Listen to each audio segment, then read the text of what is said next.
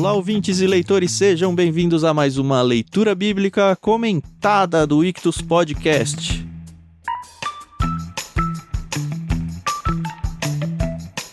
Hoje nós vamos completar exatamente a metade do livro de Gênesis, falando com vocês sobre o capítulo 25. Como de costume, vocês já sabem, estou aqui com Tiago Moreira e Carol Simão e esqueci de dizer que eu sou o Tan, @vulgotan. E vamos lá. Bom dia, meus amigos. Oi, pessoal, tudo bem? Aqui é a Carol Simão e hoje estamos em clima de despedida, né? Estamos fechando aí esse arco e é legal, né? Parece que é final season, né? Último episódio da série. É, bem último episódio mesmo da série, porque fecha um ciclo, mas já deixa um suspense pro que vai vir, né? Pra próxima temporada. Sejam muito bem-vindos aí ao capítulo 25 do livro de Gênesis. A história de Abraão, o pai da fé, está se encerrando, mas não se encerra nele, né? Nós vamos continuar com o relato aqui dos seus descendentes, dos filhos, diversos filhos aqui no texto, e dos netos que vão dar sequência à história aí do povo de Israel.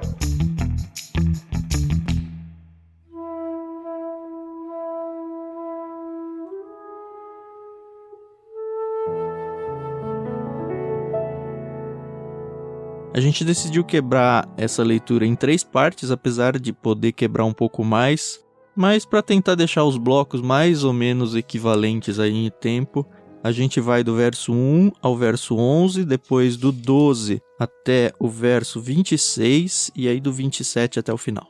A Carol vai fazer a leitura da primeira parte então, e vamos lá, que são os motores. Então vamos lá, começando com o versículo 1.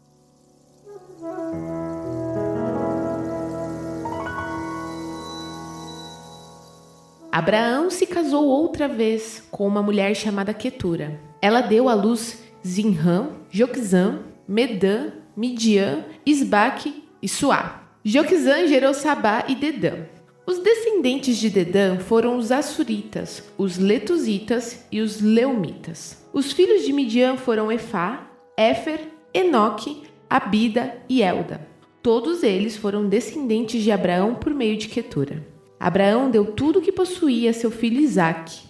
Antes de morrer, porém, deu presentes aos filhos de suas concubinas e os separou de Isaque, enviando-os para as terras do leste. Abraão viveu 175 anos e morreu em boa velhice, depois de uma vida longa e feliz. Deu o último suspiro e, ao morrer, reuniu-se a seus antepassados. Seus filhos Isaque e Ismael o sepultaram na caverna de Macpela, perto de Manre, no campo de Efron, filho de Zoar, o Hitita.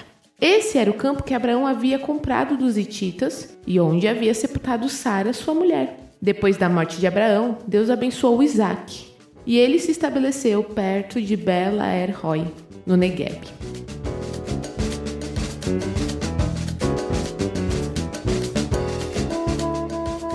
Eu tenho que abrir aqui, em algum episódio lá atrás, eu tinha falado, porque o Abraão teve mais filhos, todo mundo acha que é só o Isaac. Não, quem é mais esperto sabe que teve o Ismael também. E a gente vê aqui ele tendo mais 6, né, pelo menos. Que, acredito, mencionou os homens e pode ser que tenha tido outras mulheres, eu não consigo afirmar. Essa é aquela frase, né, que eles falam, eu nem confirmo e nem nego essa informação, né? Mas eu lembro que na época eu falei, não, mas ele teve com uma concubina. E a Carol falou, não era concubina não. Lembra, Carol, que você falou isso? É, porque ele se casou com ela, né? Então, aí eu falei, droga, quando eu li isso aqui, errei, a Carol tava certa. Mas, quando a gente estuda um pouco, a gente ganha referências de outras partes da Bíblia, sabe? E aí, olha só em 1 Crônicas 1:32, vou ler pra vocês. Esses foram os filhos de Quetura, concubina de Abraão. Zinrã, Joquizã, Medã, Midian, Isbaque e Suá. Falei, ok. E aí depois me fez isso, obviamente, estudar um pouquinho, né, dessa questão do concubinato aí, o que raios era isso. E de fato é meio que uma quase esposa, né? É difícil contextualizar isso para nossa realidade aqui. Mas lá era muito comum, é meio que como se tivesse a esposa titular, que era Sara, e outras mulheres que às vezes se casavam enquanto ele estava casado com a titular, como a gente viu outros casos aí. Agar, é. Uhum. Quanto casando-se depois. A Sara não perde a titularidade. É interessante isso. é muito diferente. Alguns chamam de mulheres secundárias. É um nome até estranho. Alguns vão chamar de concubina, outros vão chamar dessas mulheres secundárias, né? Eram esposas, mas não tinham o mesmo nível de autoridade do que a esposa principal. Elas não tinham nem todo o amparo legal da esposa principal, né? Tanto que é comum essa ação de Abraão de depois mandar os filhos embora. Dar presentes e tal. E não é que dar um presente de prêmio de consolação. Era, de fato, o que as pessoas faziam legalmente na época. Uhum. Os filhos das concubinas, eles não tinham direitos, assim, pelo menos não tantos direitos quanto os filhos legítimos aí da esposa. Era exatamente o que eu ia dizer. A princípio, os filhos das concubinas, dessas mulheres, eles não tinham direito à herança. E aí nós vemos que essa relação não se estendia só à questão da mulher, ela se estendia aos próprios filhos. Então nós estamos vendo o que Abraão está fazendo e pra gente aqui é muito estranho. Parece até meio desumano da parte dele, né? Pra nosso contexto é muito estranho, é muito parcial, né? Sim. Muito, talvez desumano mesmo na palavra que o Mas Thiago sabe falou. que eu já ouvi muito que isso é muito coisa de brasileiro também, porque em muitas culturas, até mesmo os norte-americanos, os filhos quando fazem 18, 19 anos vão pra universidade e não voltam mais pra casa dos pais, né? Mas eles Depois têm a que de se herança, formam. né? Eles não perdem a herança Não, por tem isso. a herança, mas é porque parece... Isso eu ouvi uma vez de uma pessoa, não vou lembrar quem, então não vou citar nomes, mas que falou que isso é muito brasileiro de ter o filho na casa, depois de formado, depois de adulto, né? Então, acho que por isso que soa um pouco estranho pra gente, não sei, né? Eu não conheço nenhuma comunidade, não, né? Nenhum contexto atual onde existe esse concubinato. Obviamente, esses países aí do Oriente e tal, pode ser que tenha culturas muito diferentes da nossa e que chega muito pouca informação, né? Uhum. Talvez tenha alguma coisa por lá ainda hoje, eu não sei. Eu queria falar um pouquinho da Ketura, né? Eu até antes da gravação falei Ketura, porque a gente teve uma vez um estudo lá na nossa igreja. Na verdade, não foi nem na nossa igreja, a gente foi numa igreja convidada e a gente teve esse estudo lá, que é pouco falado, né, sobre essa mulher. A gente tem aí que ela foi a concubina, mas que ela foi a esposa de Abraão, né? Independente do grau aí de autoridade. E nesse estudo que a gente teve, e aí agora, depois do LBC, eu fiquei um pouco mais crítica com certas coisas, porque a gente acaba fazendo muitas conjecturas, né? A pessoa que trouxe o estudo falou que Abraão, quando era casado com Sara, ali na época de Agar, ele provavelmente viveu muitos conflitos com as duas mulheres, né? Porque, afinal de contas, Agar parou de respeitar Sara, depois a gente viu Ismael tirando o sarro de Isaac, e isso, bem possivelmente, trouxe muitos problemas pra família, né? Pro convívio, tanto que a gente viu o desfecho, né? De Abraão mandando Ismael embora, Agar também, né? Voltando pra terra dela e tal.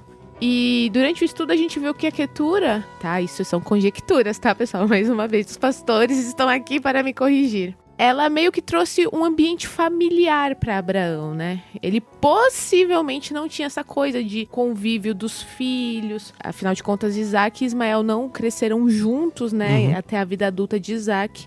Então, ela veio e deu à luz vários filhos, né? E Abraão pôde viver a velhice dele com um ambiente mais familiar, né? Isso, como eu falei, são conjecturas, mas me fez pensar e eu gosto dessa ideia, de pensar que até a velhice dele ele pôde ter os filhos brigando ali por causa do brinquedo e ele apartando e educando e criando e disciplinando. Eu gosto dessa ideia. Eu tenho muito medo de conjecturas alheias e as minhas próprias, assim. Eu acho que a gente, como cristão, tende a fazer isso. Mas eu não acho que o que você fez é uma conjectura, assim, arriscada não, Carol. Porque a gente vê aí a trajetória do Abraão e da Sara o tempo todo naquela angústia de não, preciso ter um filho. E aí depois vem Isaac e aí de novo a ideia da conjectura, talvez seja aquele filho mimado, aquele filho, é o meu único filho e tal, se bem que ele abre mão facilmente. Facilmente não, né? Sacanagem falar isso com Abraão. Mas ele chega a abrir mão até da vida do Isaac no capítulo lá em que ele vai sacrificá-lo, que a gente já viu. Mas, de fato, é a primeira vez onde eles têm uma casa cheia, né? A tenda, no caso. Você viu que a gente tá fazendo meio mal pra Carol, né, o Thiago? Ela falou que tá ficando mais crítica. Não, mais temerosa. Só piada. Agora, eu li um comentarista, eu não tenho essa impressão, tá bom? Desse comentarista. Mas só pra colocar um pouco de fogo na história aqui, fogo no parquinho, como dizem, que talvez Sara ainda era viva quando Abraão se casou com Quetura. Eu li também. Eu acho que o texto dá a entender que não. Por isso que eu achei que a minha impressão também é não. O texto não fala abertamente, mas o texto começa falando: Abraão se casou outra vez com uma mulher chamada Quetura. Não fala quando. Mas a cronologia aqui, da narrativa, me dá a impressão de que foi depois da morte de Sara. Até porque Abraão morreu muito tempo depois, né? E a gente vai ver ainda a morte dele no episódio, mas cabe muito facilmente toda essa galera aqui na vida dele. Sim. Mas o que a gente não pode esquecer, e vai ser importante nesse capítulo aqui, é que nem sempre as histórias estão escritas cronologicamente, dentro da própria história de Abraão. Por exemplo, a impressão que esse capítulo nos dá é que quando nascem os gêmeos lá, Esaú e Jacó, Abraão já está morto. E ele não está. Porque a sua morte é narrada antes. Mas isso é um artifício literário aqui que a gente vai discutir daqui a pouquinho. Abraão está vivo ainda. Ele vê os netos. Quando os filhos de Isaac nascem, Abraão ainda está vivo. A gente consegue ver pelas idades que são relatadas aqui, quando eles nascem, quando Abraão morre. Apesar da narrativa da morte de Abraão ser antes do relato do nascimento dos gêmeos. Então nem sempre está em ordem cronológica. Isso é importante pegar esses detalhes quando a gente está lendo. Então esse ambiente familiar aí pode ter sido uma grande treta. Principalmente depois que ele deu o nome de Isbaque para um. Mas que raios, né, meu? Isbaque, você já tem o Isaac. O nome que me chama a atenção dessa lista toda aí, falando em nomes, é Midian. Eu ia perguntar se você sabe se é a origem dos midianitas. Pelo que eu pesquisei aqui, dei uma lida, a maioria dos autores creem que sim, que é a origem aqui dos midianitas. E Midian vai ser um personagem que vai aparecer bastante aqui na história de Israel, no livro de Gênesis ainda. Vão ser os midianitas que vão comprar José lá, né, dos irmãos. Depois Moisés vai se casar com a filha de Jetro, que é um príncipe em Midian. Ou seja, fica tudo na família se for ele de novo, né? O que é impressionante a gente pensar que Midian se torna um povo tão rápido, né? Porque a gente tá aqui com o filho de Abraão, então equiparado aí à geração do Isaac. E aí vai ter só Jacó e Esaú, e aí depois José. Eles são destacados nessa época como uma tribo, né? Uma tribo cabe, verdade. E que depois, mais pra frente na revelação bíblica, lá na época já que o povo tá para conquistar a terra de Canaã, os midianitas eles vão ser vistos como inimigos né, de Israel. Então você vai vendo aqui que todos esses outros filhos de Abraão, eles vão compondo povos que vão estar sempre em conflito com Israel, né? Seja lá de Ismael, como a gente já viu, sejam esses outros povos aqui, povos que vão se formando e que vão se tornar rivais mais pra frente. É tão triste pensar que irmãos geram esse tipo de contexto, né? E é triste, mas é realidade até hoje, né? A gente vê aí em uma geração irmãos que cresceram dentro de casa e se tornam inimigos, verdadeiros inimigos, assim, em vida ainda. E esse ranço acaba seguindo para a própria geração dele. Os filhos não gostam dos outros porque tomam partido dos pais. Eu sempre acho triste isso. A gente vê aqui o Abraão com 175 anos quando morre.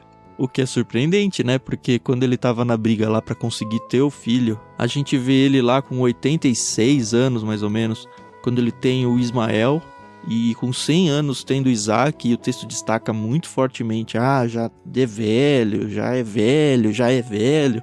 E ele chega aqui a ver o Isaac com 75 anos, né? Como o Thiago falou, ele vai ver os netos dele ainda, ele teve tempo de ter pelo menos mais 6 filhos declarados aqui na escritura. E é legal que a Bíblia destaca ele com uma ditosa velhice. Eu gosto desse termo, acho fofo, assim, acho bonito, assim, ditosa velhice. Não é só foi velho, dá a impressão que ele foi um velho que conseguiu aproveitar até a velhice, sabe? Não é aquele velho caquético que tá totalmente sem senso nenhum, mas é alguém que realmente, ele chegou e chegou bem, sabe? É a impressão que me passa. O que eu acho legal é que a gente vê aqui que os seus filhos, Isaac e Ismael, o sepultaram, né? A impressão que você tem lá atrás é que Ismael corta todos os laços com o pai, né? E a gente volta e vê aqui que ele vem, ele sepulta. Obviamente a gente não sabe o grau de intimidade ou de relação que ele tinha, né, com Abraão e Isaac, mas pelo menos ele participa desse momento que é muito importante, né? Eu dei uma lida sobre isso daí e a impressão que eu já tinha e foi corroborada é que realmente não tinha praticamente nenhum contato. Tanto que é a única vez em que ele vai aparecer de novo junto com Isaac aqui, ele nem volta pro funeral do próprio Isaac, por exemplo. Pode ser que ele já tivesse morto, é verdade. Mas ele não volta assim pra história como alguém próximo a Isaac. Aparentemente ele veio em respeito ao pai dele e tal, mas é mais uma daquelas coisas de conjectura, né? A Bíblia simplesmente esquece esse personagem na história.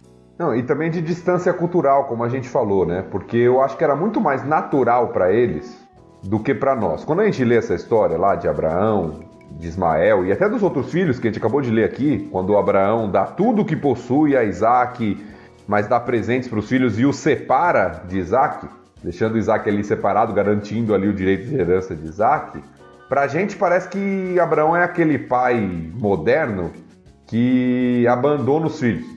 A impressão que nos dá é essa. Porém, a impressão que me dá, lendo esse texto à luz do contexto cultural, é que era algo muito comum. Uhum. Você separar a herança para o filho principal, só pra gente falar isso já é estranho, mas você separa a herança para o filho principal, dá algo para os outros filhos e os envia para um outro lugar. Porque aquela terra, aquela herança pertence a este filho aqui. Então foi o que aconteceu com Ismael também, em outro momento, mas foi o que aconteceu com Ismael. Uhum. Ele foi separado, junto com a sua mãe, foi enviado para outro lugar, com provisão, com presentes ali, mas foi enviado para outro lugar. A mesma coisa está acontecendo aqui com esses outros filhos. Então parece que não foi Ismael não foi aquele filho que ficou odiando o pai por magoado, isso, aparentemente. Né? Aqui já é uma conjectura também.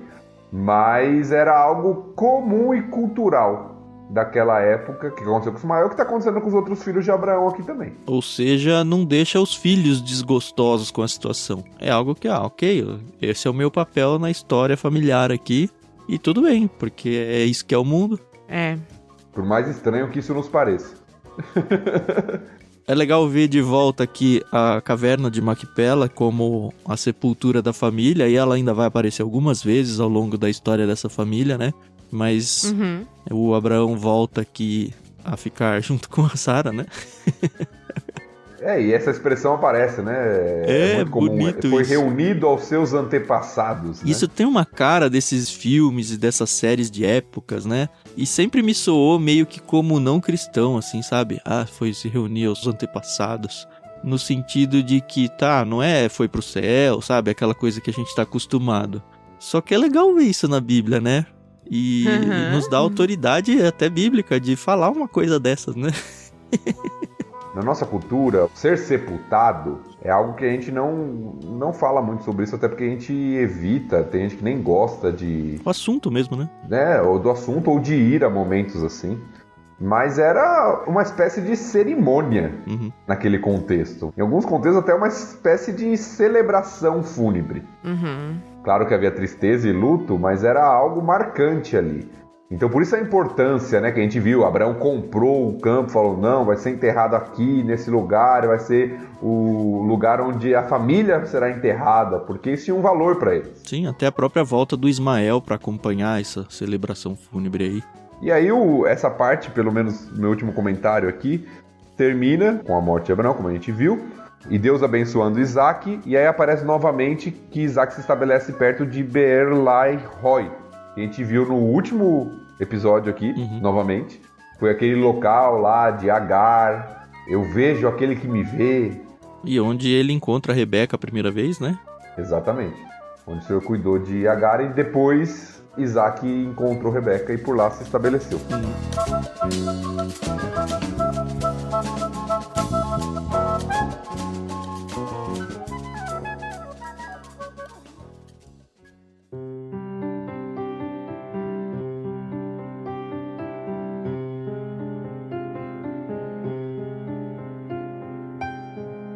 Então, beleza, acho que já dá pra gente seguir pra segunda parte.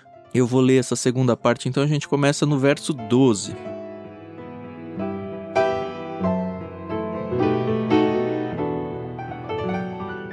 Este é o relato da família de Ismael, filho de Abraão com Agar, serva egípcia de Sara. São estes os descendentes de Ismael por nome e clã: Nebaiote, o mais velho, seguido de Quedar, Adbeel, Misbão, Misma, Dumá, Massá, Hadad, Temá, Getur, Nefis, Quedemá. Esses 12 filhos de Ismael deram origem a 12 tribos, cada uma com o nome de seu fundador, relacionadas de acordo com o lugar onde se estabeleceram e acamparam. Ismael viveu 137 anos, deu o último suspiro e, ao morrer, reuniu-se a seus antepassados. Os descendentes de Ismael ocuparam a região que vai de Avilá a Sur, a leste do Egito, na direção de Assur. Ali viveram em franca oposição a todos os seus parentes. Este é o relato da família de Isaque, filho de Abraão. Quando Isaque tinha 40 anos, casou-se com Rebeca, filha de Betuel, o arameu de Padã-Arã, e irmã de Labão, o arameu. Isaque orou ao Senhor em favor de sua mulher, pois ela não podia ter filhos. O Senhor ouviu a oração de Isaque e Rebeca ficou grávida de gêmeos. Os 2 bebês lutavam um com o outro no ventre da mãe, de modo que ela consultou o Senhor a esse respeito. "Por que isso está acontecendo comigo?" perguntou ela. O Senhor respondeu: "Os filhos em seu ventre se tornarão 2 nações. Desde o começo, elas serão rivais. Uma nação será mais forte que a outra, e seu filho mais velho servirá a seu filho mais novo." Quando chegou a hora de dar à luz, Rebeca descobriu que de fato eram gêmeos. O primeiro a nascer era ruivo e coberto de pelos, por isso chamaram de Esaú. Depois nasceu o outro gêmeo, com a mão agarrada ao calcanhar de Esaú, por isso o chamaram de Jacó. Isaque tinha 60 anos quando os gêmeos nasceram.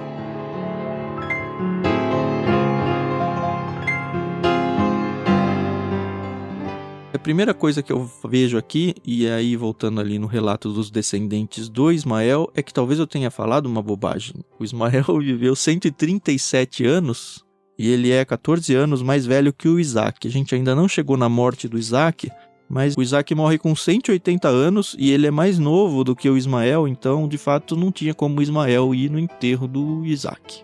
Talvez por isso que ele não tenha ido, né? É. Mas é uma conjectura. Bom, enfim, temos aqui o espelho, né, do que acontece com a geração do Isaque. O Ismael tem 12 filhos, se tornam 12 tribos. Todas as nações aí que se formam ficam em volta de onde vai ser a nação de Israel, em franca oposição, né? É triste de ver, mas já estava lá escrito, né? É dito isso para Ismael, né? Que ele seria, até no seu nascimento, tal, ali nos primeiros relatos, de que ele era um jumento selvagem ali, né? De que ele viveria em oposição. Então tem uma lembrança daquilo que já foi dito, né? A respeito de Ismael. Se a gente for lá no 17, eu gosto muito de fazer essas pontuações, principalmente em textos que a gente já viu aqui. Eu até separei 2 deles pra gente reler, pra gente ver essa beleza das coisas se linkando, né? Eu gosto demais. No 17, 20 e 21, a gente já leu: "Quanto a Ismael também o abençoarei, como você pediu, eu o tornarei extremamente fértil e multiplicarei seus descendentes. Ele será pai de 12 príncipes," olha aí que legal, "e farei dele uma grande nação. Minha aliança, porém, será confirmada com Isaque, filho que Sara lhe dará por esta época no ano que vem." Voltando mais um capítulo ainda, no 16:12, essa aqui é aquela vez da história da Agar e de Ismael, com o anjo falando com Agar, né? "Seu filho será um homem solitário e indomável como um jumento selvagem," como o Tiago falou, "levantará o punho contra todos e todos serão contra ele. Sim, ele viverá em franca oposição a todos os seus parentes." É legal ver que as palavras usadas são exatamente as mesmas aqui, né? Então, assim, as primeiras profecias bíblicas sendo cumpridas. Muito legal de ver. E é interessante desse texto aqui também, a gente até, sei que é ouvinte aí assíduo do programa, você vai lembrar. Porque a gente tem falado que tem uma estrutura literária em Gênesis que a gente chama de... A gente não, a palavra é Toledote. São essas as gerações de, ou este é o relato da família de, como está traduzido aqui na NVT. E nós temos duas nesse capítulo. Depois de um bom tempo sem, a gente teve lá no capítulo 12, né, apresentando aí a família de Abraão. Agora nós temos esse refrão do livro de Gênesis apresentando novos personagens, né, que é a família de Ismael e a família de Isaac. Uhum. Então são dois novos relatos, né, duas novas descendências apresentadas aqui, né, a de Ismael e a de Isaac. Nós temos esse refrãozinho que vai se repetindo. E geralmente, aqui que a gente falou que entra o artifício literário, né? Essa lista genealógica aqui, apresentada, tanto de Ismael quanto de Isaac, elas, como nós falamos, elas não estão em ordem cronológica, elas trazem um relato de descendentes, apesar da de Isaac ser mais específica, porque vai continuar a história. Mas note que Ismael ele é trazido para ser colocado primeiro, depois vem a de Isaac, e aí continua o relato de Isaac, e a nossa impressão do leitor moderno é de que isso aqui está em ordem cronológica, mas como a gente já viu, a morte de Abraão é depois disso. Então é um artifício justamente para continuar a história. A gente está encerrando o ciclo de Abraão e a gente vai focar agora na vida de Isaac e dos seus descendentes. Mas Abraão ainda está vivo. Sim. No nascimento dos gêmeos. Mas há um artifício aqui para encerrar um personagem e jogar luz para outro agora. Será o principal, né? E a gente vê essa Toledô do Ismael vindo primeiro, não porque ele é primogênito, mas pelo mesmo motivo que a gente comentou quando foi Sem, Cã e Jafé, que estava inclusive invertida a ordem lá em relação ao nascimento dos filhos, que é justamente, olha, eu preciso fechar alguns ciclos aqui, fechar algumas sessões para abrir a que a gente vai continuar acompanhando. E por isso ele deixa por último a de Sete, lá no caso lá atrás, e por isso que ele deixa por último aqui a de Isaac. Que é geralmente a do personagem principal, que a história ainda vai continuar. E uma bobagenzinha que, enfim, é só informação. Padã Arã, que a gente viu aqui, Padã significa planície. Então, quando você vira aí Padã, qualquer coisa que vai aparecer, né? Planície de Arã. Ah, legal, não sabia disso não. E Arã talvez seja aquela Arã de onde eles vieram, lá no alto, né? O que faz com que realmente ele fique no entorno ali, né? Lembra que eles desceram de Arã para a região ali de Canaã. Uma outra coisa importante, antes de a gente focar a nossa atenção aqui no relato principal de Isaac, do nascimento dos gêmeos e tudo, é importante que de alguma forma também, algumas promessas feitas a Abraão, elas são cumpridas aqui, com esses outros povos. Porque fala que Abraão seria o pai de muitas nações, que Abraão seria o pai de príncipes e de muitos povos, e nós vemos isso acontecendo. Sim. Por mais que a gente foque muito em Isaac e em Israel, até pela história da revelação bíblica, né, de como Deus conduziu ali sua revelação através do povo de Israel, mas de alguma forma isso fazia parte da promessa a Abraão também, ser o pai de muitas nações. Né?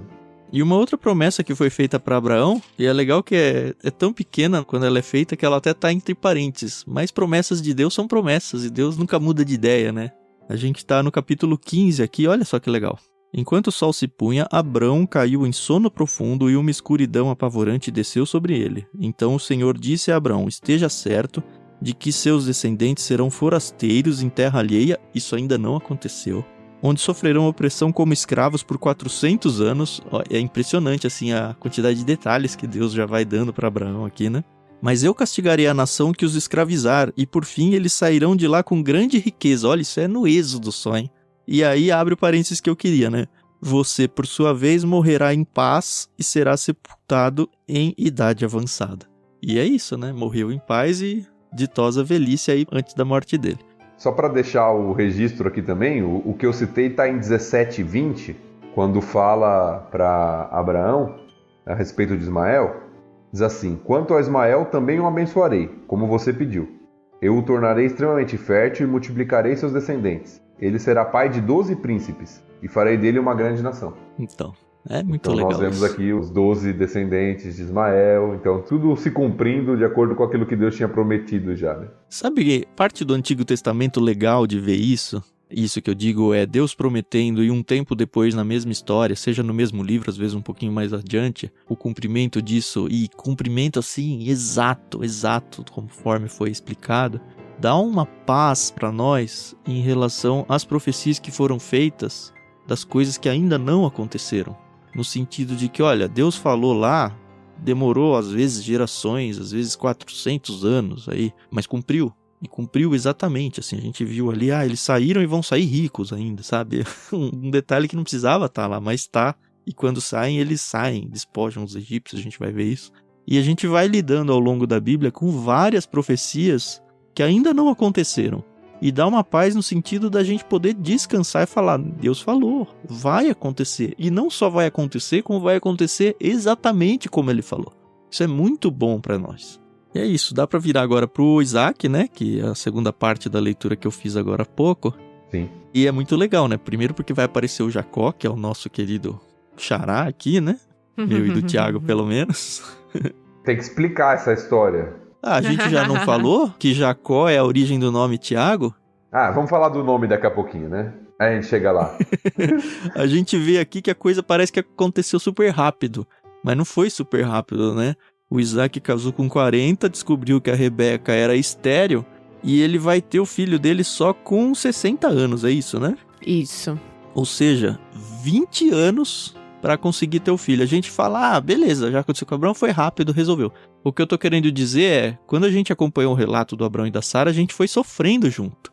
Imaginando, agora vai, agora não vai. Puxa, olha, passou tanto tempo. A Bíblia poupa esse sofrimento de nós leitores, mas não poupou da vida do Isaac e da Rebeca, né? Porque 20 anos ali até o cumprimento dessa profecia aí de sequência na geração dele, que é a mesma, né? Porque, enfim, se foi prometido lá pro Abraão e falou que vai ser via Isaac, o Isaac tem que ter filho. É interessante ver que os patriarcas, né? Suas esposas tiveram muita dificuldade, né? Tirando Lia, que aparentemente não tinha dificuldades em ter filhos, mas Sara, Rebeca e Raquel tiveram muita dificuldade em engravidar assim de primeira, né? Foram anos e anos de tentativa. E eu acho que isso é proposital. Sim. Proposital em que sentido? De testar a fé deles mesmo, porque a gente já viu, né? A esterilidade no mundo antigo era uma espécie de maldição. Para a mulher ter filhos naquela época era muito, muito importante, né? Era praticamente o sentido da vida.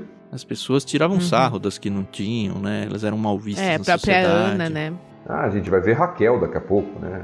Raquel, me dê filhos ou morrerei, né? É a expressão, né, dela. Então era algo muito intenso o que acontecia ali com uma mulher que era infértil, né? Então, isso era algo que dá dramaticidade à questão e que testa a fé deles. E eu acho que o relato é resumido, o Tiago notou bem, parece um retorno aqui à história de Abraão, porque a mulher também é estéril, a promessa tem que continuar, 20 anos, que é resolvido em algumas linhas, diferente da de Abraão, mas eu acho que o resumo se dá justamente para mostrar, inclusive, que a reação de Isaac e de Rebeca foi diferente. Você acha que eles seguiram em paz com a promessa e ok, fica tranquilo, vai Não vir? sei se em paz, né? Eu acho que eles tiveram os dilemas dele, né? Os anseios, todas essas coisas, o texto até narra um pouco disso. Mas eles buscaram ao Senhor para resolver o problema. Talvez aprenderam nesse ponto, pelo menos, daqui a pouco a gente vai ver que em alguns pontos não, mas nesse ponto parece que aprenderam com o que aconteceu com Abraão e Sara. Não teve aquele negócio do, esse servo aqui, não, pega a concubina ali, tem filho com ela, tenta resolver de outra forma. Não, Isaac ora ao Senhor, Rebeca consulta ao Senhor depois que já está grávida, né? Mas temos uma dependência de Deus aqui. Eles estão buscando ao Senhor para resolver esse problema. Então o texto não narra nenhuma tentativa de resolver de outra forma, como narra várias vezes com Abraão. E é interessante lembrar que a Rebeca ela não foi criada do mesmo jeito que Isaac, né? Nem com o temor a Deus, que a gente mencionou no último, né? Isso, exatamente. Era isso que eu queria relembrar, né? Nessa questão de temor a Deus. Então, assim como Sara, né? A gente falou, deu Agar, ela não teve essa atitude. Interessante. E aí surge na história... Surge o primeiro ultrassom, né? Porque antigamente, quando as mulheres engravidavam, não sabia se era 1, 2, 3, né? E Deus fala que não, são 2. É verdade, né? Ultrassom divino, né? Isso não tinha como errar, né? Mas, além do primeiro ultrassom, a gente vê aqui o que eu considero o primeiro grande tema doutrinário que aparece assim, não o tema doutrinário, mas o primeiro tema doutrinário treteiro. que é a luta dos gêmeos no ventre da Rebeca. E é interessante a gente notar uma coisa aqui que passa fácil batido. Foi a Rebeca que foi avisada que o mais novo ia servir o mais velho. O que me faz perguntar, será que ela contou isso pro Isaac? Será que o Isaac sabia que Deus falou que o mais novo ia servir o mais velho? Por que eu tô falando isso? Porque ao longo da história vai ficar muito claro que a Rebeca gostava mais do mais novo, que é o Jacó, e o Isaac gostava mais do mais velho, por outras questões que a gente já vai entrar daqui a pouco. E eu não sei o quanto isso era resultado dessa revelação divina aí pra Rebeca de falar, olha, ele que vai ser o líder dos irmãos aqui, e talvez o Isaac ou não sabia ou não acreditou, não dá pra saber, porque o texto realmente não diz, mas o texto enfatiza assim, olha, eu falei para a Rebeca, que foi ela que falou com Deus enquanto estavam os bebês na barriga. Nunca vi ninguém falando isso, mas foi algo que eu falei, olha só, passa fácil. E aí, por que eu tô falando essa questão de doutrina? Porque a gente só vai entender isso que aconteceu no ventre da Rebeca no Novo Testamento. Em Romanos 9, deixa eu ler a partir do verso 10, olha só que legal. Esse fato não é único. Também Rebeca ficou grávida de nosso antepassado Isaque e deu à luz a gêmeos. Antes de eles nascerem, olha só, antes de eles nascerem, porém, antes mesmo de terem feito qualquer coisa boa ou má, ela recebeu uma mensagem de Deus. Essa mensagem mostra que Deus escolhe as pessoas conforme os propósitos dele e as chama sem levar em conta as obras que praticam. Foi dito a Rebeca, abre aspas, seu filho mais velho servirá a seu filho mais novo, fecha aspas. Nas palavras das Escrituras, amei Jacó, mas rejeitei Esaú. Em Malaquias 1, 2 e 3 está isso aí. Amei Jacó, mas rejeitei Esaú. E na ocasião lá em Romanos, quando a gente chegar, a gente vai ver que Paulo vai pegar esse gancho para seguir. Estamos dizendo então que Deus foi injusto? Claro que não, pois Deus disse a Moisés, terei misericórdia de quem eu quiser e mostrarei compaixão a quem eu quiser. E aí também a citação de Êxodo lá. Em verso 16, portanto, a misericórdia depende apenas de Deus e não do nosso desejo, nem de nossos esforços. Pois as Escrituras afirmam que Deus disse ao faraó, e aí mais um personagem que também é nesse assunto, eu o coloquei em posição de autoridade com o propósito de mostrar em você o meu poder e propagar meu nome por toda a terra. Como podem ver, ele escolhe ter misericórdia de alguns e endurecer o coração de outros, e esse ele aqui é Deus. E aí vai seguindo, assim, é um negócio que não tem fim, as perguntas vão caindo na nossa cabeça, fala, não, mas então não é justo, não, mas então a culpa não é do homem, a culpa é de Deus. E Paulo vai lidar com tudo isso lá em Romanos, tá bom? A gente não vai abrir totalmente essa discussão, mas é a primeira vez em que aparece, olha, Deus que escolheu que o Jacó vai ser o líder do Esaú aqui, não só como pessoas, mas como nações. Eu acho que a lição aqui é a soberania de Deus para cumprir os seus propósitos, né? É Deus quem escolhe, e ao olhar para os personagens de Gênesis, principalmente, nós vemos isso acontecendo o tempo inteiro. Porque, mesmo sendo de mães diferentes, Isaac não era o primogênito, Jacó não é o primogênito, e José não é o primogênito. Nossa, é verdade. O que é muito forte é uma reversão de expectativa, principalmente da história que a gente vai ler daqui a pouquinho, porque a primogenitura era muito importante no mundo antigo. Eu vou dar um salto histórico grande aqui de parênteses, mas é um nome muito importante na lista. Davi não era o primogênito. Sim, você vai vendo esse padrão de alguma forma se repetindo e sempre quebrando a expectativa. Davi é bem claro na história, né? Quem é o filho? Esse aqui é o primeiro, é o mais forte. Não, não é ele, é o... tem um lá no campo, lá só sobrou aquele. Pega lá então, né? É o refúgio, né? Então, Deus vai quebrando a expectativa humana e às vezes os costumes e conceitos humanos para mostrar que ele faz o seu plano de acordo com aquilo que ele deseja e com quem ele quer. E aí Paulo, né, como já dito, aplica isso lá à eleição, inclusive, né, a salvação divina, né, de que Deus ele usa da sua misericórdia com quem ele quer. Sim, e bizarramente a questão de primogenitura é algo bíblico, é algo colocado por Deus, né? E mais pra frente ele vai pedir os primogênitos para que todos eles sejam sacrificados a ele. Aí tem toda a questão do sacrifício substitutivo, mas não é que ele tá depreciando os primogênitos, Muito pelo contrário, ele exalta o tempo todo os primogênitos. Mas, pontualmente na história, é isso que o Tiago falou. Ele que é o dono da história. Ele fala, não, esse aqui não vai ser o primogênito. É esse outro agora. É muito impressionante como é aquilo, né? A Bíblia se renova a cada manhã, porque eu nunca tinha parado pra pensar nisso. É legal ver que os nenéns, eles estão lutando, né? Não é só aquele negócio de mexer. Deve ter sido algo muito intenso pra incomodar a Rebeca a ponto dela ir falar, mas Deus, o que tá acontecendo aqui, né? Eu tô com vermes? O que acontece na minha barriga? Não, eles só estão brigando aí. E de fato eles vão ser grandes inimigos, né?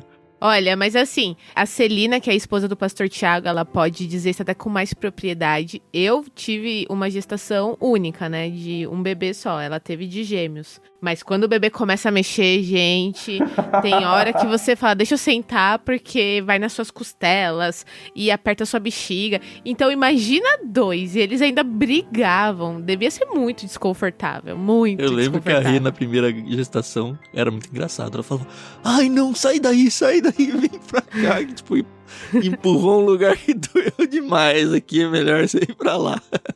Então... É isso aí, ainda bem que eu não sou mãe, viu? E o texto narra aqui que eles estavam... Era algo bem intenso, a ponto de Rebeca consultar ao Senhor. É algo realmente fora do normal o que está acontecendo aqui, né? Até se consultar ao Senhor, tem debate sobre como isso aconteceu, que a palavra muitas vezes era usada para se consultar através de um profeta. Será que nessa época já? Sim. Então, pelo que eu li nos comentários, sim. Alguns até sugerem que foi por meio de Abraão. Mas aqui é uma hipótese. Conjecturas. É, conjecturas, como nós estamos falando bastante hoje. Mas ela pode ter simplesmente orado a Deus, né, e consultado ao Senhor nesse sentido. Mas era uma palavra que era usada muitas vezes para buscar por meio de um profeta, de alguém que tinha um relacionamento especial com Deus. De qualquer forma, a resposta ela é bem específica. Então, talvez tenha até vindo um anjo conversar, no sentido de que, olha, veio uma mensagem completa para ela. Sim. Povos são gêmeos, eles estão brigando, eles vão se tornar 2 nações, o mais novo vai governar o mais velho. Então, assim, não é algo só... um achismo, é algo muito claro para Rebeca. Sim. E aí nós chegamos aos nomes dos gêmeos aí quando eles nascem, né? Versículo 24 em diante. E aí nós temos o primeiro, ruivo e coberto de pelos, por isso o chamaram de Esaú. Né? Aí você tem essas explicações na Bíblia que pra gente não faz sentido, porque a gente não conhece a terminologia lá do hebraico, né? Então por isso é porque o nome Esaú parece com o som da palavra que significa pelo. Eu vi como peludo. Isso, peludo, exatamente. Pelo é Sear e peludo é Seir, se eu não me engano, que parece com o som de Esaú, né, em hebraico. E também tem uma outra ligação, a ideia de ser ruivo aqui, porque depois Esaú vai ser conhecido como Edom, né, o povo de Edom, que significa vermelho. Sim, aí vai ter, na verdade, 2 referências ao vermelho, né? Uma, a ruivez dele aqui, a outra a gente vai ler na sequência do texto aí. E aí nós temos o nome, o que era muito comum na antiguidade também, você dar o nome para uma pessoa de acordo com alguma característica física do seu nascimento, ou de acordo com alguma expectativa que você tinha para ela. Sim. Então a gente já viu, por exemplo, isso, Isaac, Elihi, né, de Abraão e de Sara. Vimos já o nome de Abraão sendo mudado, né? Era Abrão, mudou para Abraão por causa do significado. Então o nome tinha um significado. Isso era muito importante no contexto antigo. Não era o nome, eu escolhi esse nome por quê? Porque eu acho bonito, porque eu gosto. A gente vai ver Moisés como tirado das águas. Esses dias eu tava lendo Oséias. Oséias, eu não queria ser o filho de Oséias. Quem tem curiosidade, é um livro curtinho aí, e já aparece logo no começo do livro. Vai lá ver o significado dos filhos do Oséias. Imagina que seja o seu filho, ou pior, que seja o seu pai, o Oséias, né? Sim. E aí nasce o segundo, Jacó, segurando pelo calcanhar. Você vê que eles estão brigando até a hora do parto, né? Um quer sair primeiro, o outro segurando pelo calcanhar e tal. E aí nasce Jacó. Que literalmente significa ele agarra o calcanhar, né? Isso, o que segura pelo calcanhar e que também tem ligação, o som parecido com a palavra enganador. Que é a origem do nosso querido nome Tiago, né? Exato. Yaakov aqui, né? Jacó. No Novo Testamento, Jacobos. Uhum. Mais próximo já nosso, né? Vai lá para os Estados Unidos, que vira James. E Tiago em português, que é um pouco diferente. No francês é Jacques. É Jacques, isso. Jacques é mais parecido. E Tiago, que é o significado do nosso nome aqui, meu e do Tan, né? Enganador. Então cuidado com o que a gente tem dito aqui pra vocês, né? Que tem 2. Mas eu aprendi lá no curso de matemática que menos e menos dá mais. Por isso que temos 2 Tiagos aqui, tá bom? Mas é interessante que tinha uma conotação, em algum sentido, a gente vai ver muito isso na vida de Jacó, de engano, né? Por isso vai ficar marcado como enganador e tal, porque isso vai ser um artifício muito usado, inclusive agora já nesse primeiro texto que a gente vai ver aqui, né? Então, Jacó, ele tem essa marca de enganar e de ser enganado. É interessante ver, né? Porque assim, Abraão tem falhas grotescas, que a gente já passou algumas, né? Quando encontra com Abimeleque, a tentativa de engravidar de um jeito errado e tal. A gente vai ver o Isaac também, meio que a própria Rebeca junto toma partido de um filho ou de outro. Vai ter também essas questões com outros povos que a gente vai lidar. A gente vai ver o Jacó fazendo as suas estripulias. É muito interessante esses quase anti-heróis da Bíblia, né? Eles cometem tanta bobagem ao longo da história deles.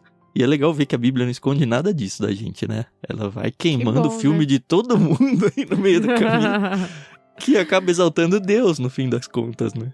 E só um detalhe sobre o nome ainda. Geralmente a gente olha por esse viés negativo porque de fato é o que é enfatizado.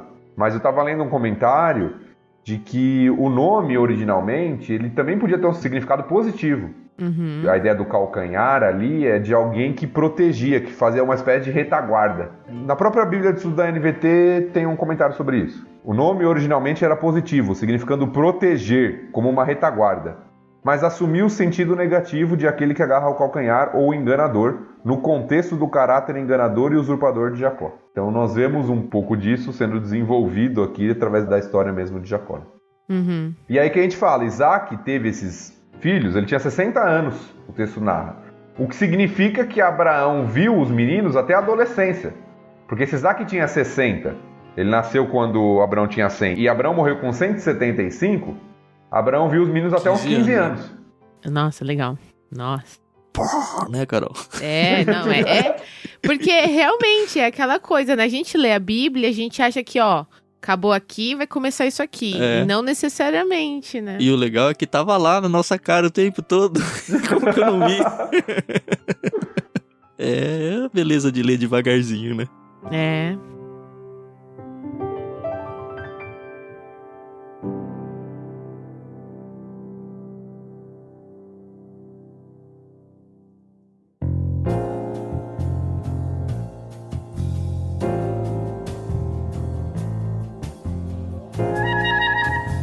Acho que já estamos prontos, né, para a última parte. Sim. Vamos lá, Thiago, vai nos dar a bênção da sua voz potente. É muito legal de editar a sua voz, Thiago. Não sei se vocês ouvintes e vocês aí todos já perceberam que a gente coloca um efeito de reverberar na leitura da Bíblia. Só que a voz do Thiago não pega quase esse efeito. Porque ela já é reverberada no natural, né? Prestem atenção na leitura que ele vai fazer agora, ó. O mesmíssimo efeito colocado na minha voz e na voz da Carol vai ser colocado na do Thiago, tá bom? Eu vou virar locutor de rádio qualquer dia. Oh. Vamos lá.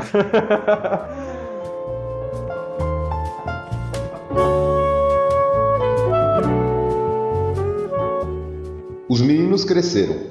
Esaú se tornou um caçador habilidoso que vivia ao ar livre, enquanto Jacó era mais pacato e preferia ficar em casa. Isaac amava Esaú, porque gostava de comer a carne de caça que ele trazia, mas Rebeca amava Jacó. Certo dia, quando Jacó preparava um ensopado, Esaú chegou do deserto, exausto e faminto. "Estou faminto", disse ele a Jacó. "Dê-me um pouco desse ensopado vermelho." Por isso Esaú também ficou conhecido como Edom. "Está bem", respondeu Jacó, "mas em troca, dê-me seus direitos de filho mais velho." "Estou morrendo de fome", disse Esaú. "De que me servem meus direitos de filho mais velho?" Mas Jacó disse: "Primeiro jure que seus direitos de filho mais velho agora são meus." Esaú fez um juramento e desse modo vendeu todos os seus direitos de filho mais velho a seu irmão Jacó.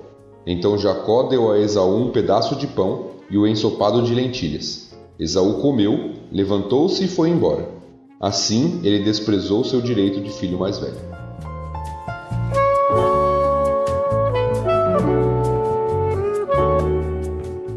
Resumindo, ele foi um burrão, né? O almoço mais caro da história esse daqui, né? Pois é. O que eu acho interessante é que os juramentos, né, eles eram levados muito a sérios, né? Quem nunca prometeu para um irmão que se ele desse o pedaço de bolo, podia ficar, sei lá, com um brinquedo e não cumpriu a promessa? Não, isso aí se não cumprisse dava pau em casa. Que isso? Eu tava lendo um comentário a respeito disso, eu nunca pensei nisso, né, no contexto, porque quando você ouve essa história é conhecida, muitas vezes na infância, na igreja e tudo, você imagina tudo isso acontecendo no contexto do lar. O Esaú chega da caça, Jacó tá lá e tem todo esse diálogo. Mas o que um dos comentaristas sugeriu, que eu achei interessante, é que isso não aconteceu na casa deles, porque provavelmente se estivesse na casa, Esaú buscaria comida com a mãe em algum outro contexto. A sugestão que foi dada é que eles provavelmente saíram, estavam em um acampamento que Jacó cuidava enquanto Esaú ia caçar. E que o Jacó, como era mais pacato e ficava mais no lar, era que cuidava dessa parte tanto para Esaú quanto para os servos ali, que estavam envolvidos em outras atividades durante esse acampamento. E que Esaú chegou da caça com fome e os pais não estavam lá. E ele se referiu diretamente a Jacó, e que esse juramento, inclusive, deve ter sido feito diante de testemunhas. É Por isso a seriedade e a validade. Diante de servos, diante de pessoas ali. Me lembrei de José com os irmãos indo pro campo. Será que foi um contexto meio assim? Então, é uma sugestão, é lógico, nós não temos os detalhes aqui no texto, mas faz sentido. É, até pela ausência dos pais aqui, né? Isso, faz sentido a ausência dos pais, faz sentido a questão de Jacó ser o responsável pela alimentação naquele contexto. Faz sentido ter testemunhas. Isso, de ter testemunhas de que foi um acordo selado, um pacto mesmo, não apenas me promete, né? Como a gente faz, a ilustração que a Carol até falou, né? Na infância, às vezes. Palavra de irmão, né? Mas parece que foi um acordo, um contrato mesmo diante de testemunhas ali. É interessante pensar desse jeito. E o alvo que a gente está falando aqui, que é o direito de primogenitura, talvez não seja tão claro para a nossa sociedade de hoje, mas acho que talvez é importante a gente pontuar pelo menos um mínimo de significado disso, né? Na época isso era muito comum, e a gente pode ver lá em Deuteronômio 21:17, por exemplo, que no mínimo significa que o primogênito tem direito à porção dobrada na herança. E outras coisas mais, mas pelo menos isso. Então é exatamente isso que Jacó está negociando aí com Esaú. Exato, a questão da primogenitura nas escrituras, ela é muito forte. Apesar de que, muitas vezes, Deus, para mostrar sua soberania, inverte as coisas, né? A gente vai ver algumas vezes isso. Mas é interessante que Esaú não desprezou um negócio pequeno assim. Tanto que lá em Hebreus 12:16, ele é chamado de imoral e de profano justamente porque ele desprezou a primogenitura dele, né?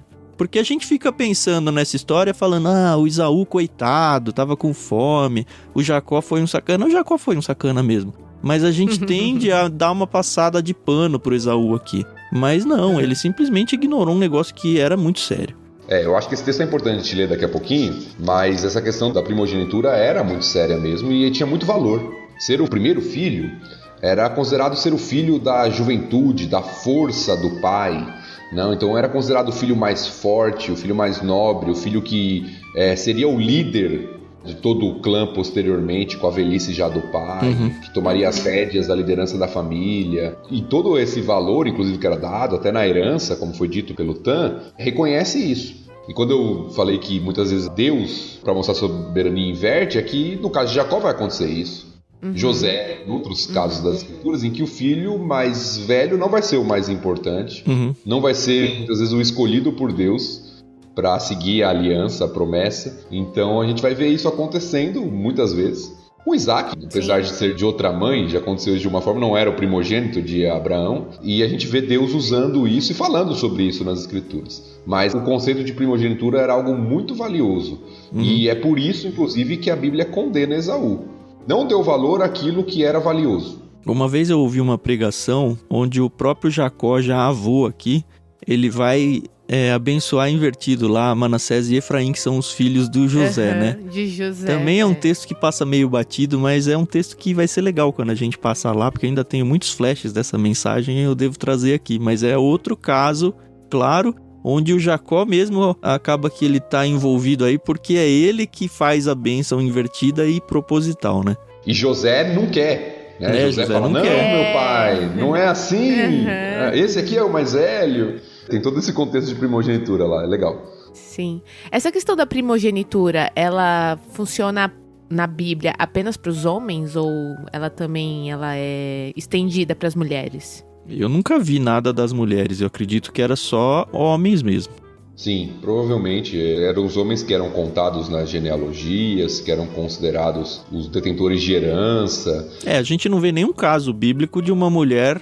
O que tem é quando não tem, aí vai aparecer na lei de Moisés só, né? Quando não tem filhos, homens, aí a mulher passa a ter alguns direitos, e eu nem sei se chega a ser tão forte quanto o direito de primogenitura, porque eu lembro que tem uma lei, por exemplo, que se ela não tiver irmãos, ela só pode casar com pessoas dentro da própria tribo, porque senão passaria terreno de uma tribo para outra, e isso não poderia acontecer. Então, de uma certa forma, ela perdia alguns direitos aí também, só pelo fato de ser mulher. Tá. Então, acho que o texto que foi citado pelo Tan é interessante a gente ler. Hebreus 12:16, eu vou ler aqui, já estou com ele aberto. Hebreus 12:16 diz assim: Vigiem para que ninguém seja imoral ou profano como Esaú, que trocou seus direitos como filho mais velho por uma simples refeição. Então, note como o texto é forte com Esaú aqui, né? Chamado de profano, de imoral, por ter tido essa ação aqui. Por causa de uma refeição, ele trocou o seu direito de filho mais velho, que era algo muito valioso. E quando a gente lê o texto, as expressões do texto parecem nos enganar. Porque Esaú diz, estou morrendo de fome. E parece nos dar até uma certa compaixão, assim, poxa, o cara tá morrendo de fome, né? Se ele não troca, ele vai morrer de fome. Mas o que o restante das escrituras nos apresentam é que não era isso. Foi muito mais um apetite desenfreado do que uma necessidade. E um desprezo por aquilo que ele deveria valorizar. Apesar da Bíblia mostrar pouco do Esaú, assim, como pessoa, a impressão que passa todas as vezes quase que ele aparece é que ele é aquele cara que mete os pés pelas mãos, é aquele cara que tudo é intenso. E aí é mais um caso aqui onde ele pensa no imediatismo da coisa e não na coisa mais longa. E até essa diferença entre ele ser caçador, impetuoso e tal, e o Jacó ser mais pacato, mais talvez introspectivo, revela um pouco disso, porque Jacó enxerga muito mais a longo prazo aqui e age, assim, de uma maneira traiçoeira, né? Como diz o nome dele mesmo, né? Mas pensando muito mais lá na frente do que hoje em dia mesmo. Eu lembro que eu li um livro uma vez, chamado Doador de Memórias, e nele tem essa questão da literariedade. Por exemplo, Esaú chega falando, né? Estou morrendo de fome, né? E nesse livro, quando uma pessoa era tão literal, mentindo, né? Ela era punida, né? E aí eu pensei, lendo esse texto, poxa, se Esaú tivesse dentro daquele contexto, era tomado na cara e não tinha vendido a primogenitura. O próprio texto conclui julgando já a atitude de Esaú, né? Porque ele, era alguém que estava, segundo ele, morrendo de fome, exausto. E aí o texto termina assim: Esaú comeu, levantou-se e foi embora. Como se tivesse sentado para fazer um almoço normal, terminou, comeu, foi embora. E aí diz, assim ele desprezou o seu direito de filho mais velho. Então o próprio texto já julga aqui Esaú, falando que foi um desprezo.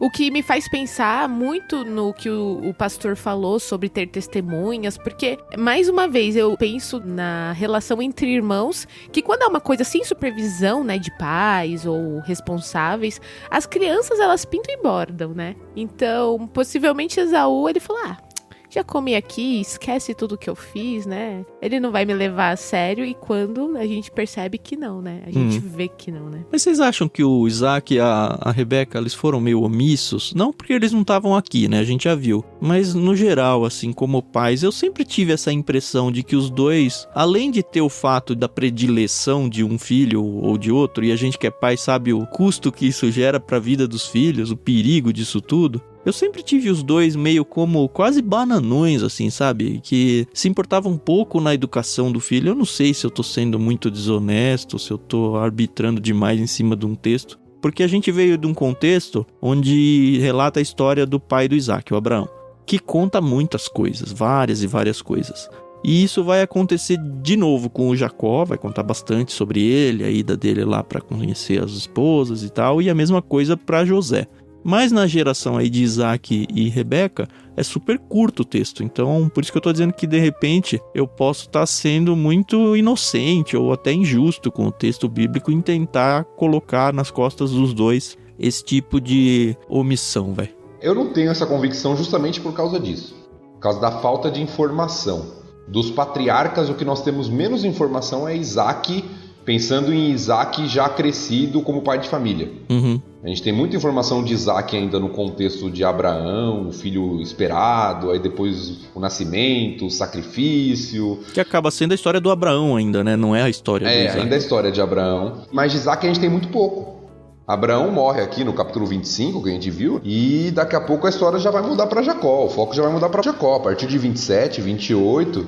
Mesmo referências no Novo Testamento, né? A gente tem bastante coisa falando, exaltando Abraão e Jacó, que acaba se tornando um povo, né? Sinônimo de um povo, e José também. Mas de Isaac eu não me lembro de nenhum texto do Novo Testamento falando bem ou mal do Isaac. Simplesmente ele é um mini patriarca aqui.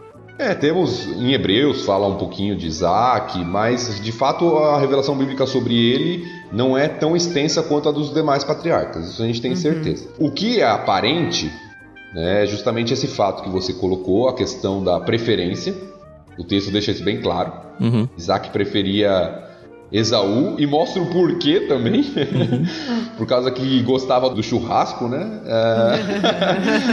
Então Isaac preferia Esaú por causa que ele trazia caça, já Raquel talvez por Jacó estar mais em casa, inclusive, dava preferência a Jacó, então você tinha uma certa divisão de preferências, e a gente vê isso de alguma forma afetando bastante esse lar, que vai se rachando em meio a tudo isso, a preferência da mãe, ao engano, que daqui a pouco vai chegar essa história, que a mãe ajuda Jacó a articular ali. Então tem todas essas coisas que vão de alguma forma enfraquecendo e minando esse lar, a ponto de Jacó ter que fugir em um momento.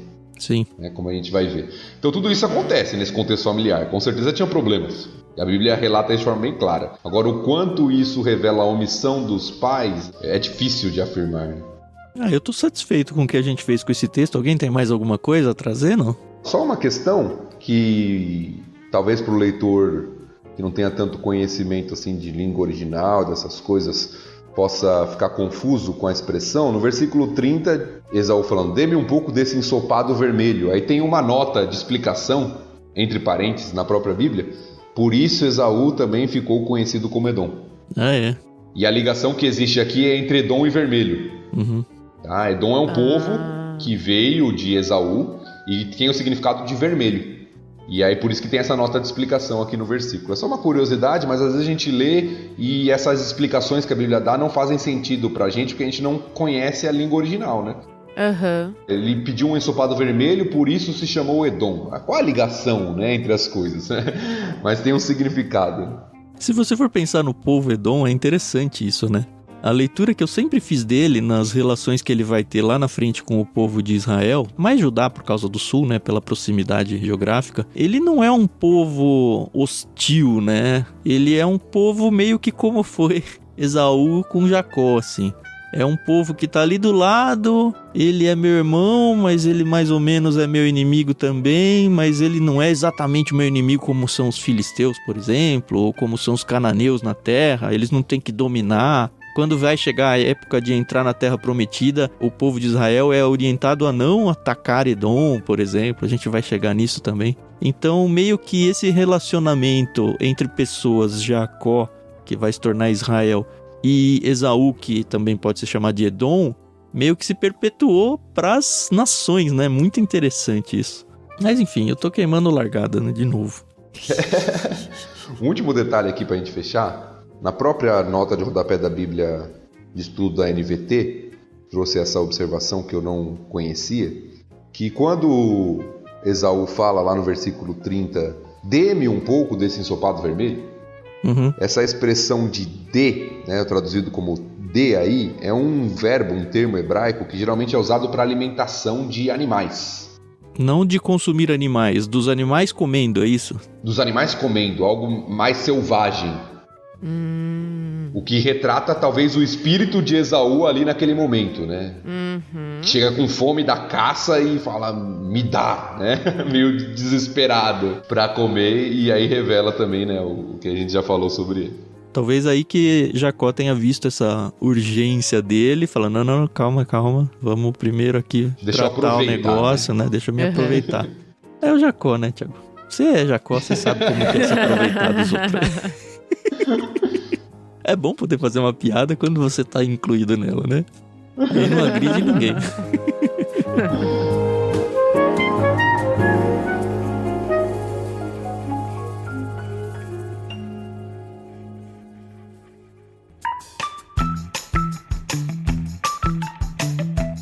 Então, ok. Mais alguma coisa, Carol? Não, tô de boa. Acho que o próximo capítulo aí tem um pouco de pano pra manga e eu tô ansiosa por ele. Mas é só semana que vem, né? Então tá, você ouvinte que tá com a gente aqui, continue acompanhando o Leitura Bíblica Comentada, continue usando ele como uma ferramenta para divulgar a Palavra de Deus, para se aprofundar pessoalmente ou em grupo na Palavra de Deus. Conta pra gente se você tá tendo esse tipo de experiência. A gente menciona pouco, né? Mas a gente tem um grupo no Telegram onde as pessoas podem continuar as conversas que a gente tem feito por aqui. Para você fazer parte é de graça, basta você ter o Telegram instalado e procurar por Leitura Bíblica Comentada ou acessar t.me/leitura bíblica comentada. Outra coisa que a gente quase não dá os créditos aqui, e eu tenho sentido bastante falta de mencionar, é que a trilha sonora que você acompanha todos os episódios, ela foi gentilmente cedida pela pianista Maria Lídia. Todas as músicas vêm de um álbum chamado Inspiração em 3 Tons. É um álbum de jazz, apesar dela ser cristã. Algumas melodias talvez você já tenha identificado como melodias cristãs, outras não.